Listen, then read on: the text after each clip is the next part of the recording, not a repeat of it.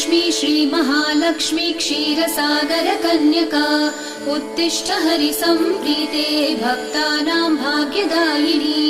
श्रीलक्ष्मी श्रीमहालक्ष्मी क्षीरसागरकन्यका उत्तिष्ठ हरिसम्प्रीते भक्तानां भाग्यदायिनी।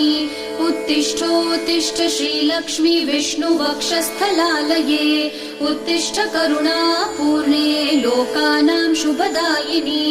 उत्तिष्ठोत्तिष्ठ श्रीलक्ष्मी विष्णुवक्षस्थलालये उत्तिष्ठ करुणापूर्णे लोकानां शुभदायिनी। श्रीपद्ममध्यवसिते वरपद्मनेत्रे श्रीपद्महस्तचिरपूजितपद्मपादे श्रीपद्मजातजननी शुभपद्मवक्त्रे श्रीलक्ष्मी भक्तवरदे तव सुप्रभातम्।